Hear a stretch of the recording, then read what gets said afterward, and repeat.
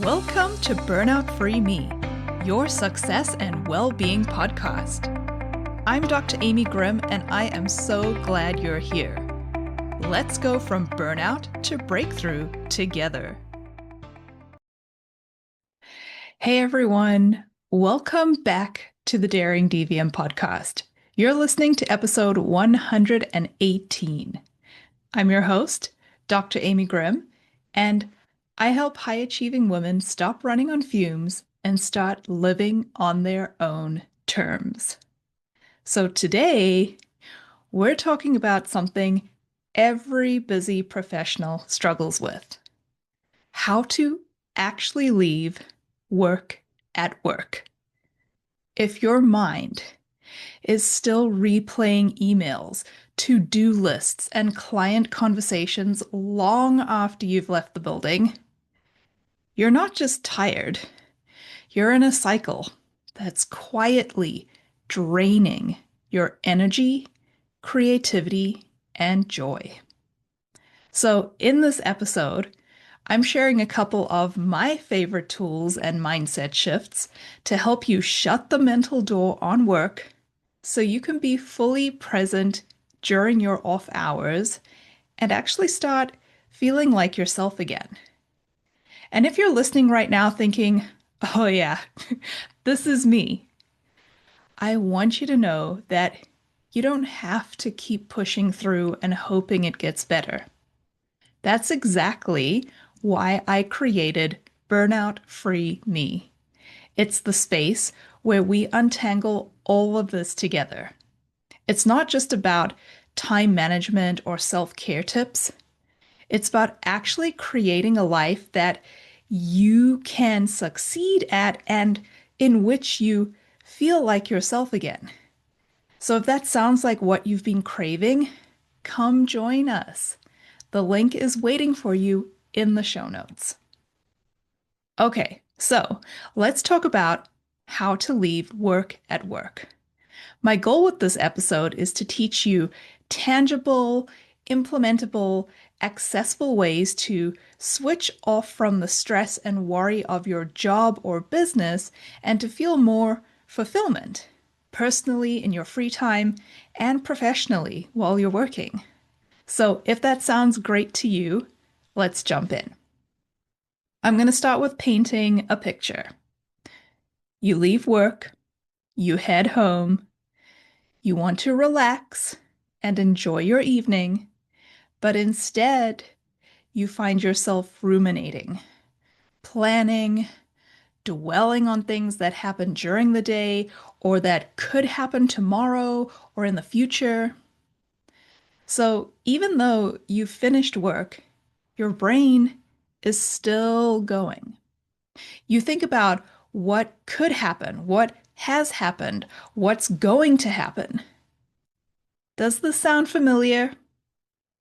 Maybe you check your work email or your schedule of appointments before bed, just to make sure that you know what's ahead of you for tomorrow, just to make sure that you're on top of things.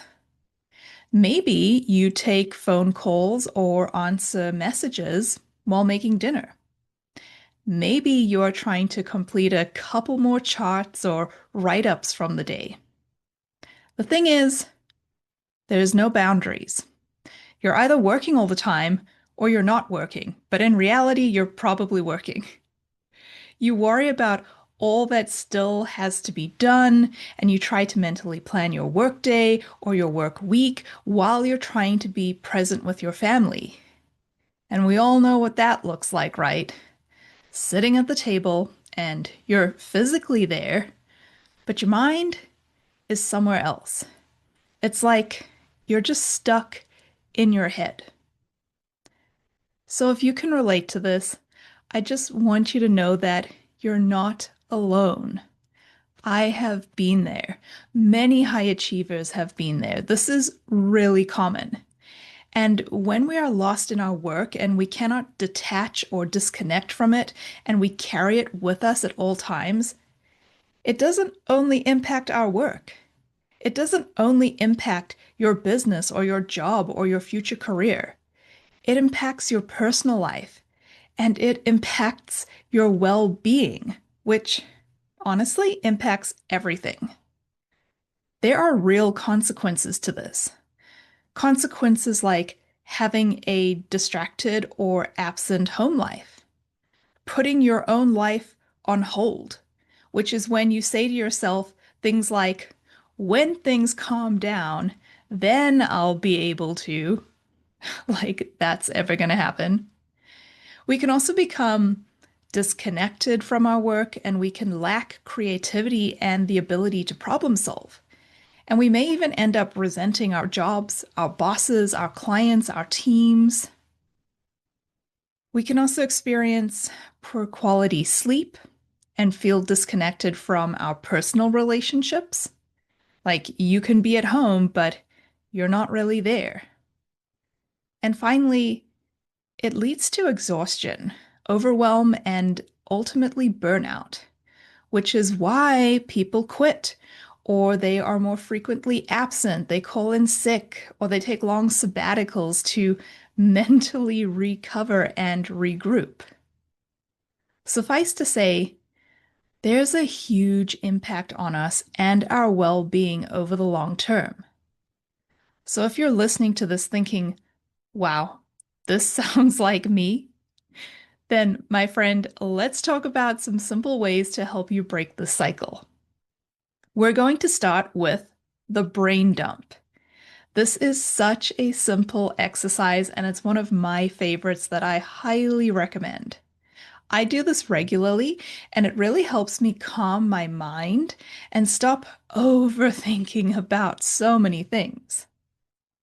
So, what you're going to do is at the end of your day, you're going to take 10 minutes of your time before you wrap up your workday in whatever capacity that looks like to you, and you're going to schedule in 10 minutes to empty out your brain. Take a piece of paper and write down everything that needs to be done tomorrow, everything that needs to get done. Write down all the tasks, all the things, all the calls, the meetings you need to make. Is there any follow-up? Anything left over from today? What do you still need to get finished? Get it all out. From there, you're going to use this to update your schedule or your to-do list, your calendar, whichever one you utilize. And you're going to plug all of that information in so it has a home, a place where it exists that is not your brain. What you're doing is you're taking the work out of your brain. This frees up mental space in your mind and allows you to turn off work mode. When you're constantly trying not to forget things or thinking about possibilities or stuff you need to remember, your brain is exerting energy.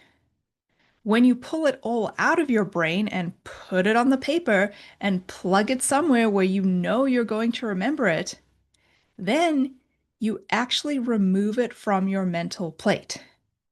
And your brain says, okay, we can relax. This is so important because it frees up space by externalizing your thoughts, which ultimately leads to improved focus. You'll also improve your creativity and decrease your stress because your brain doesn't have to be so vigilant. You're decluttering your mind, and that allows you to better organize your thoughts, prioritize tasks, and experience a sense of clarity. Benefits can also include improved focus, enhanced creativity, reduced stress and anxiety, reduced overthinking because you are reducing brain functions that are needed to think about what has to happen tomorrow or the next week. And you'll also experience improved memory, better quality sleep, and, like I said, an increased sense of clarity and also perspective. So I love the brain dump. It is super simple. You can do it in 10 minutes or less, and you take stuff off your mind and plug it somewhere so that when you're done with your workday, your brain knows that it doesn't have to stay on or focused on this anymore. Your brain knows it's accounted for. It knows it's taken care of. And that's why I highly recommend the brain dump. And if needed, do this in your car before you leave the parking lot. So if you work somewhere where you cannot remain at your desk or in the building without being interrupted, then leave. Go sit in your car and do this for 10 minutes. Or alternatively, close the door to your office, or maybe make a do not disturb sign, or heck, just go sit in the bathroom. Just make sure to allow yourself 10 minutes of uninterrupted time to allow your brain to expel all of the information for tomorrow. Now, the cool thing about this is it can also serve as a transition ritual, which is something that you do at the end of every workday to signal to your brain that, hey, we're now done. Work is done. It is time to turn off. Other transition rituals may be listening to a specific song in your car before you start your drive home. Or maybe once you get home, you listen to it. Or you can lie down for 10 minutes and light a candle with a special scent that reminds you the work day is done. There are many, many different ways to do this. And if you'd like more information and examples of transition rituals, this is exactly the kind of work we do inside Burnout-Free Me. It's where we take these tools and actually build them into your life so you can feel like yourself again. Doors open in September, and I would love to see you there. Okay, so now on to tool number 2, mental boundaries. This is one that probably all of us need to hear again and again and again. Mental boundaries are limits that we set for ourselves to protect our thoughts, our feelings, and our personal space. So, what I want you to think about is how do you consciously and intentionally set mental boundaries for yourself? I'll tell you. After years of working as a veterinarian, and especially now that I work in my own coaching business, I find it so important to think about what my boundaries are and write them out on paper in order to uphold them. This helps you decide, okay, what am I choosing to do? What am I choosing for myself? What have I not been choosing to do but am doing anyways? Where have I been burning up energy and overthinking and creating more anxiety because I don't have mental boundaries in place? So think about what work-related efforts will you do and not do when you're off the clock? This is especially important if you own a business or if you can work from home. It can feel like any time is the right time to be working. I'm just going to get this done. But when we do that and we don't have mental boundaries around our work time, things can get really murky. And that's how we can become consumed by our work. That's how we become consumed by what there is to do. So I want you to think about what are you willing to do and not do when you're off the clock, when you've decided this is not work time anymore. Are you going to answer calls or emails? Are you going to complete records or meeting notes? Are you willing to let your brain figure things out, which is really just a sneaky way of saying ruminating? Are you going to mentally problem solve future problems? Will you allow yourself to berate yourself for what you did that day? What will you do in the evenings or on weekends or in your free time or on vacation? Will you allow yourself to feel worried and overthink? Will you prepare for the next day? Is this something you will allow yourself to do at 9 o'clock at night or during the last hour of your workday? When? So, here are some ideas that may help you to see where you may need mental boundaries. Think about, where do you, or maybe a client or colleague or boss, cross a boundary that disrupts your peace after work? Maybe you're getting calls from clients or colleagues at 7 o'clock at night. Maybe you're checking emails and sending emails before bed. In what ways do you tend to bring work home with you regularly?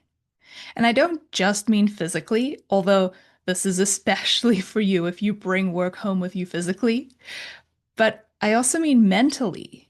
If you're someone who works from home, these lines can get crossed really easily.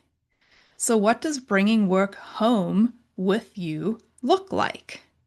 And are you someone who does it? What are you doing after hours that you are not being paid for? What are you doing after work that you are not intentionally choosing for yourself? This is when you just sort of find your mind wondering about a case or a conversation, a meeting, planning, and the next thing you know, you're just down the rabbit hole. This may be a necessary area for a mental boundary for you. And just as important is answering the question of, who needs to be informed of your mental boundaries? Maybe it's your boss. Hey, I want you to know that I'm available until the end of my shift, and then I'm with my family. Or maybe you inform your spouse or your partner who could hold you accountable and help you with meeting these mental boundaries and honor them. That's really powerful. Who do you need to inform to not only help you uphold your mental boundaries, but help you with them? And finally, hold yourself accountable. Write these 3 prompts down and answer them. Number 1, during my off time, I will fill in the blank. Number 2, during my off time, I will not fill in the blank. And number 3, here is what I will do if I or someone else crosses my mental boundaries. So, for example, during my off time, I will only respond to a text message or phone call if it is an emergency and it is only something that I can handle. I am consciously choosing if I will allow myself to be available. Write down all the things that you are willing to do that make sense for you. Now, during my off time, I will not check my email before bed or respond to non-urgent messages. List all the things you consciously choose not to do. And finally, number 3, here's what I will do if my boundary is crossed. For example, if I receive a non-urgent message, I will respond and tell them that I will be present to answer their question tomorrow. Or you may choose not to respond at all. It's totally up to you. What you're doing is you're creating mental boundaries and setting up solutions for when those mental boundaries are inevitably crossed, because it will happen. And doing this gives you clarity, it gives you direction, and it gives you intention on how you want to respond to work when work is not something you have intentionally chosen to do, which is like any time, after hours, on vacation, weekends, all of the rest of your life.